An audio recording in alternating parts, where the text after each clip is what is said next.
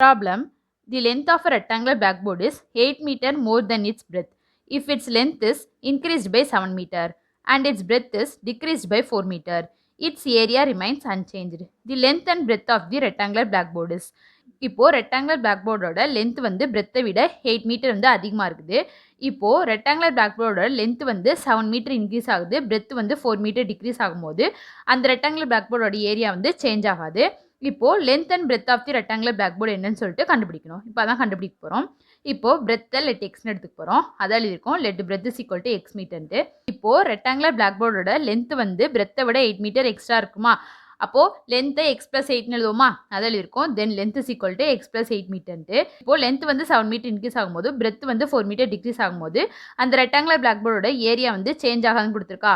இப்போ area of the rectangle formula என்னது, length into பிரெத்தா.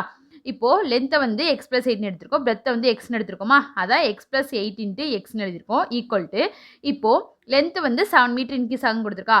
இப்போ லென்த்தை நம்ம எக்ஸ் ப்ளஸ் 8 எடுத்திருக்கோமா, இப்போது 7 மீட்டர் இன்க்ரீஸ் ஆச்சு அப்படின்னா எக்ஸ் ப்ளஸ் 8 ப்ளஸ் 7 எழுதுவோமா, இப்போ 8 ப்ளஸ் 7 எவ்வளோ 15 அதான் ஈக்குவல் டு எக்ஸ் ப்ளஸ் 15 எழுதியிருக்கோம். இப்போ பிரெத் வந்து 4 மீட்டர் டிக்ரீஸ் ஆகும் கொடுத்துருக்கா. இப்போ பிரெத்தை எக்ஸ்னு எடுத்தோமா, அப்போ டிக்ரீஸ் ஆகுதுன்னு அப்படின்னா எக்ஸ் மைனஸ் 4 எழுதுவோமா, அதை எழுதியிருக்கோம்.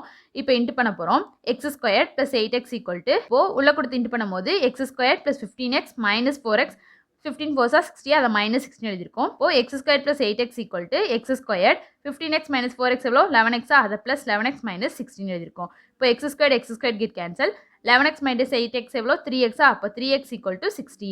3 16 கேன்சல் பண்ணோம் அப்படின்னா எக்ஸ் இஸ் ஈக்குவல் டு 20. இப்போ length and breadth of the rectangular blackboard தானே கேட்டிருக்காங்க. இப்போ லென்த்தை எக்ஸ் ப்ளஸ் 8 எடுத்தோமா, அப்போ எக்ஸ் வேல்யூ எவ்வளோ கண்டுபிடிச்சிருக்கோம் 20. அதான் length is equal to 20 plus 8 add பண்ணோன்னா 28. அப்போ length is equal to 28 metre. இப்போ பிரெத்தை எக்ஸ்னு எடுத்தோமா, அப்போது breadth is equal to 20 metre. Option B is a correct answer.